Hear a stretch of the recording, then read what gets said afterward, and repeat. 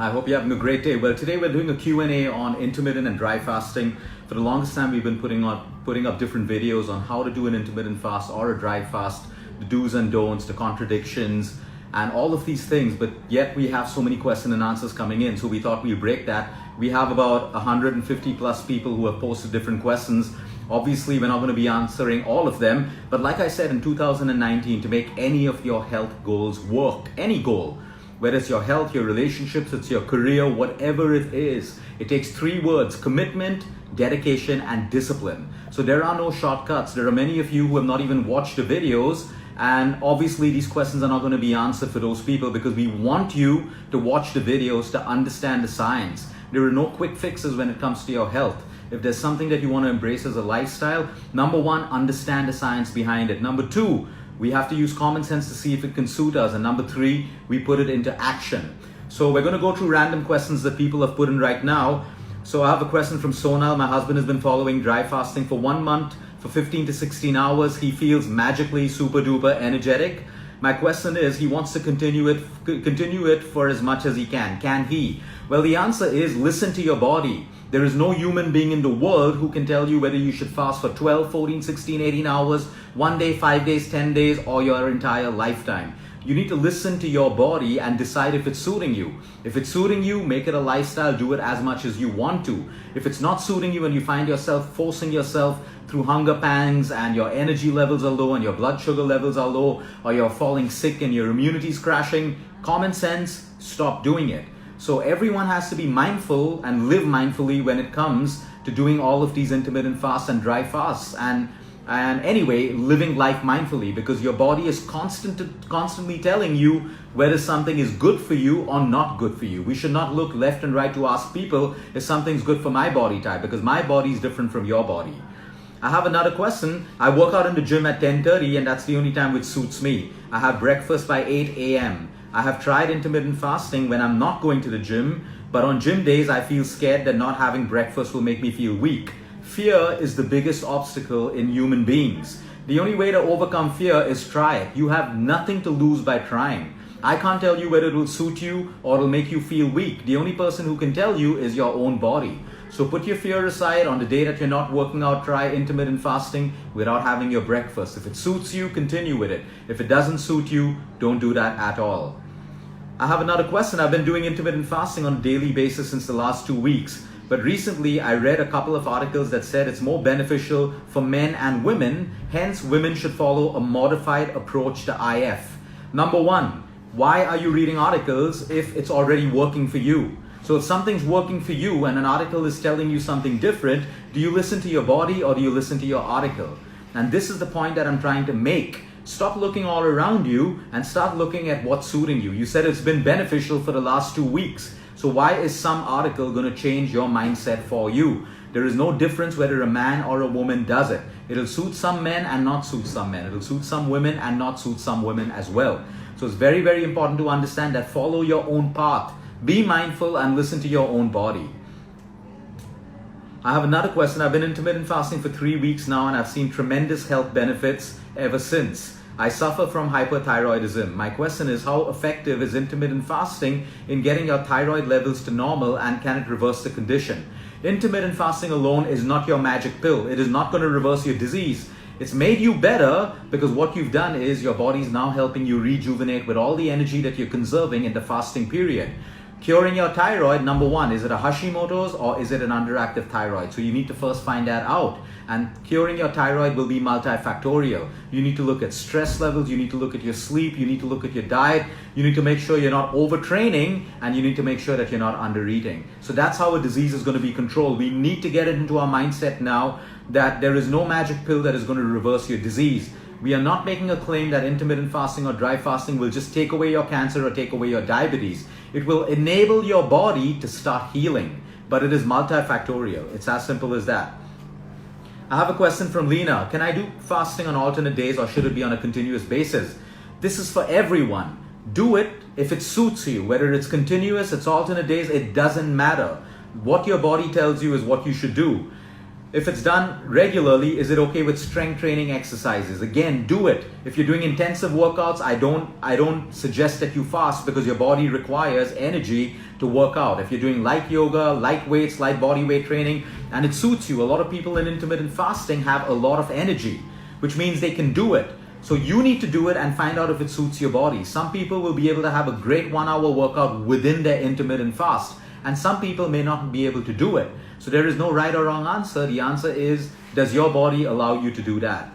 How much time of breaking the fast can one go to the gym or work out? After you break your fast and you eat your first meal, you can go to the gym and work out right away. How to balance your overall nutritional intake after fasting for 16 hours since you're missing on a meal?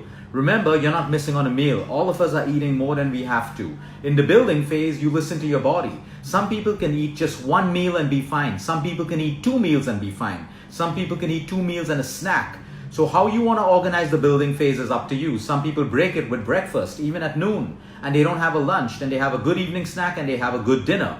It is up to you. There is no fixed diet plan. Let us not make intermittent fasting a fad diet plan.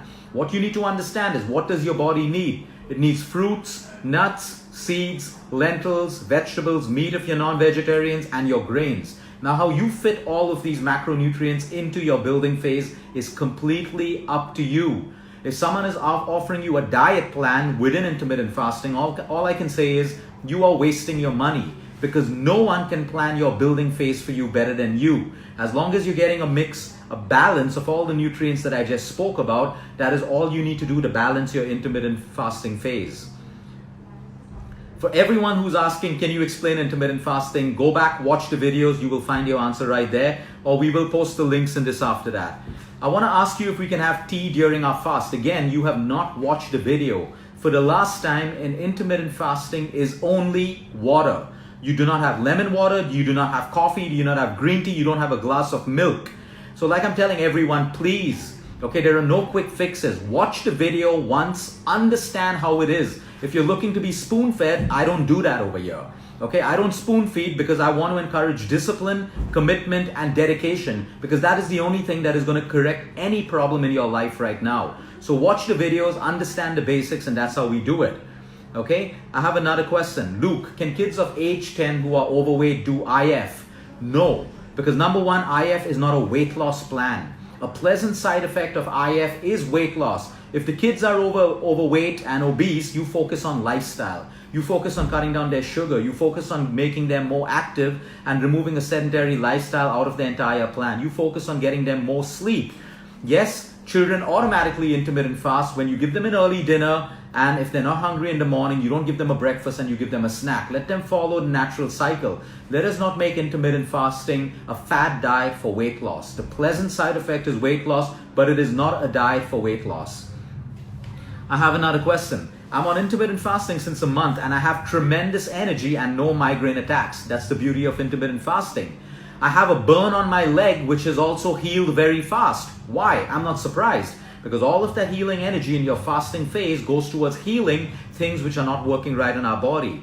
I have a few questions. Okay, I follow it for 16 hours to 18 hours. Can I eat my regular meals like rice, roti, dal, veggies, or should I skip carbs? Very clearly, you are not supposed to skip any macronutrients or diet in your building phase. Your building phase means building. It is not deprivation, it is not starvation, it is not diet. It is building. So respect the building phase and respect the fasting phase. I have another question. Is intermittent fasting for weight loss? Please watch the videos and find your own answer over there.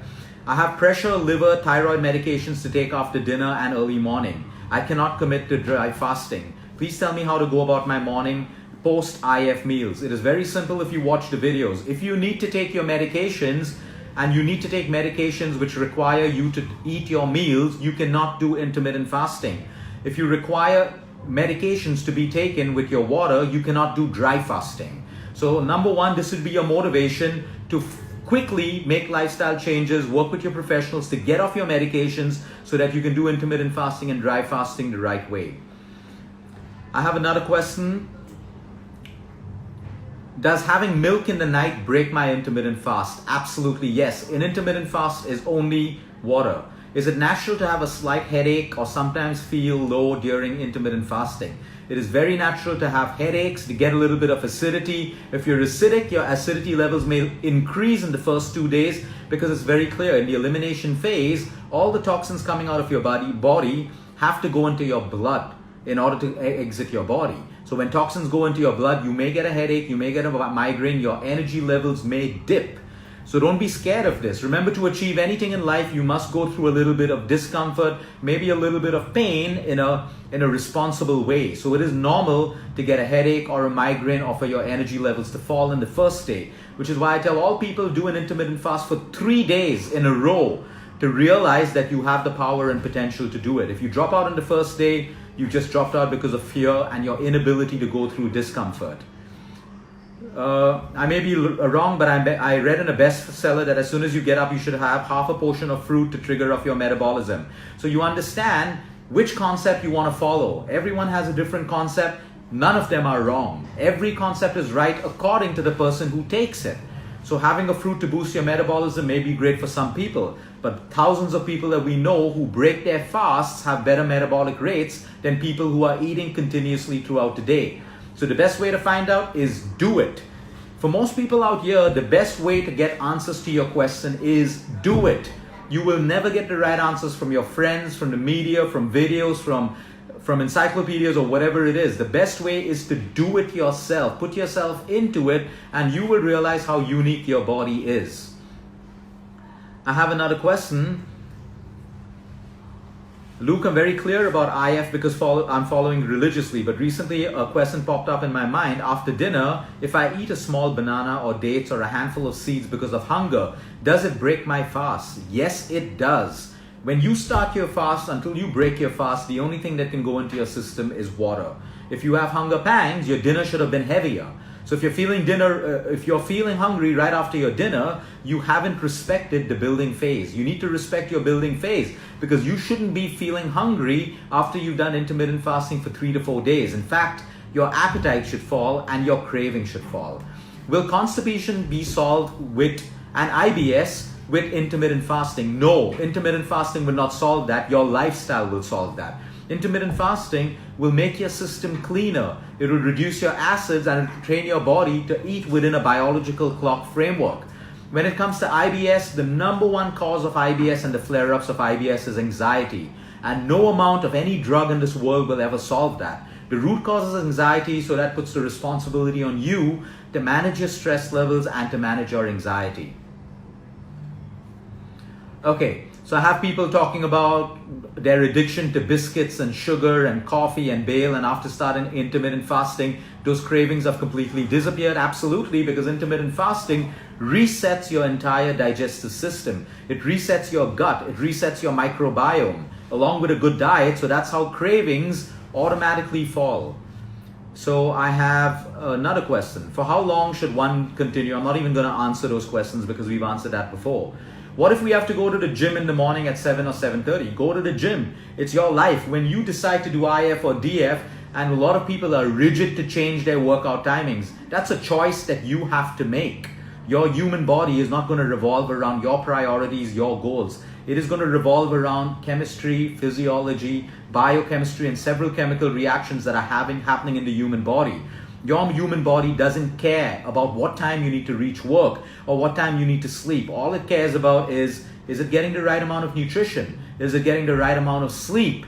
Okay, is it not being bombarded by continuous chronic stress? And is it getting the right amount of movement?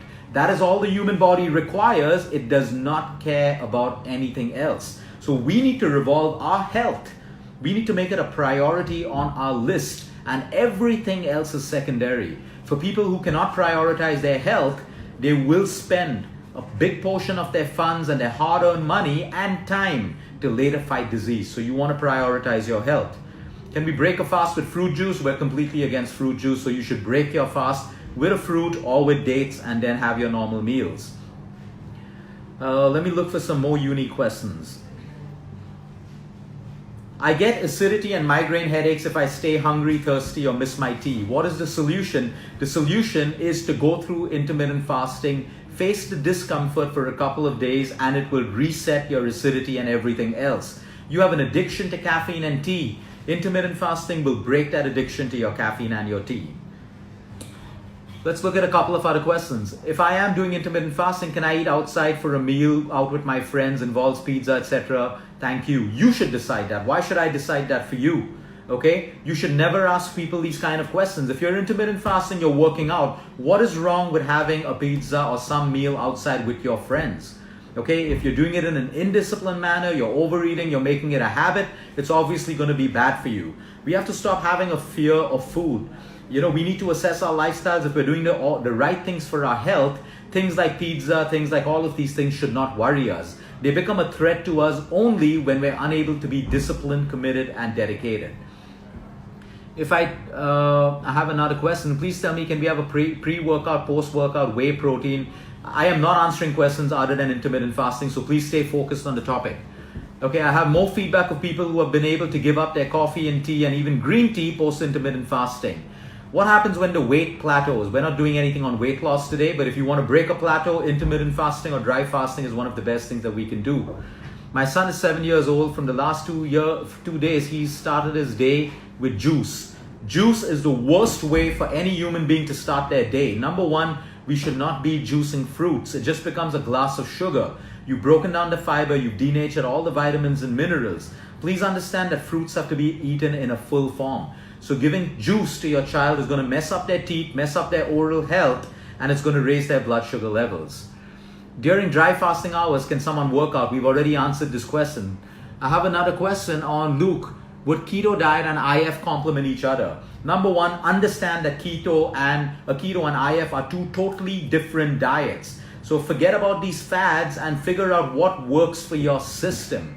If keto works for your system, great. You should know out there that there's a huge population of people on keto who lose their weight and they only show the world the good side of that. And we have almost 30 to 40% of patients coming to us who have damaged their kidneys, lowered their immunity, crippled their metabolisms because of keto diets that they have not done the right way. Let me make it very, very clear. Keto diet is a medical diet for people who have epilepsy, brain tumors, and all of that stuff. If you're using it for weight loss or you're using it to train athletically, it needs to be done in a supervised way.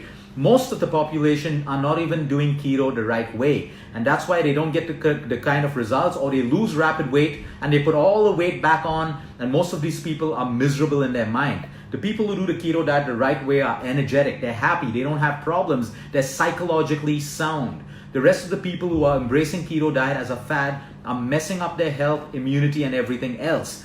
Why should we have to do keto? A keto diet basically means you cannot be disciplined. We should be able to eat everything that nature's given us. A keto diet tells you not to eat fruits, which gives you all their digestive enzymes, vitamins that even the most famous nutrition company in the world will never be able to match with the amount of vitamins and natural enzymes that a fruit can give you. If you need a keto diet, you need discipline. You should be able to have your fruits, you should be able to work out, you should be able to do everything and maintain your weight and your health. But most people take keto because they don't want to have discipline in their lives and they don't want to make lifestyle changes. It's as simple as that. Discipline, dedication, and commitment. Well, these are all the questions we're going to answer for today. Like I said, watch the videos. Every video has everything that is explained beautifully. And start using vitamin C, which is nothing but common sense. Do it. See if it suits your body. If it suits your body, do it. If it doesn't suit your body, don't do it. It's as simple as that. Have a great day, everyone. Until next time, eat smart, move more, sleep right, and breathe deep.